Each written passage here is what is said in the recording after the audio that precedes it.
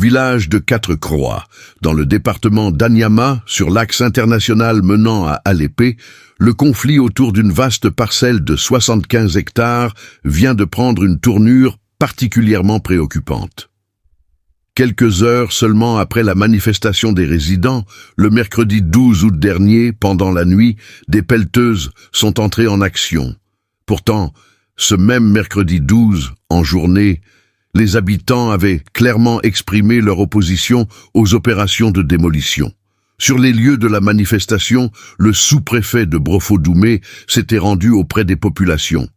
Face à la tension, il avait demandé aux manifestants de libérer la voie et indiqué avoir saisi son homologue d'Anyama, afin que des dispositions soient prises auprès de l'opérateur Arc-en-Ciel pour suspendre les opérations de démolition.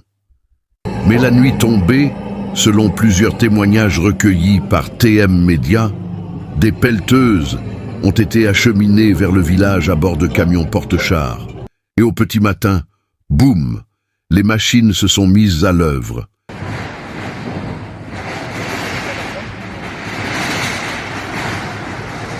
Des maisons sont éventrées, des bâtiments sont réduits en gravats. Des familles assistent, impuissantes, à la destruction de leurs biens. Parmi les bâtiments ciblés, un ensemble attire particulièrement l'attention. Il s'agit des biens du président des résidents. Son école, ses bâtiments de résidence, ainsi que plusieurs bâtiments destinés à la location sont détruits. Monsieur Zoumana Bakayoko affirme avoir perdu en quelques minutes le fruit de 20 ans d'économie. Moi, j'ai investi plus de 200 millions dans ma maison. Un peu, j'ai investi plus de 200 millions. J'ai fait étage. Ils sont venus, au bout de 30 minutes, ils ne voient plus de maison. Moi, je m'occupe de 8 enfants.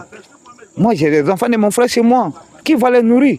Même pas un seul habit qui est sorti. Ils ont tout détruit. Mais au milieu de ce spectacle de désolation, une autre réalité interpelle TM Média.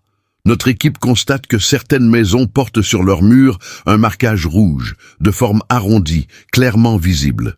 Que signifie ce signe?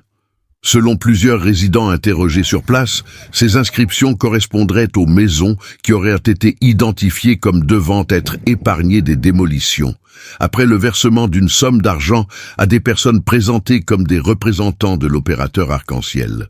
Face à la menace des pelleteuses, certains résidents affirment avoir été invités à verser de l'argent en échange de l'épargne de leur maison.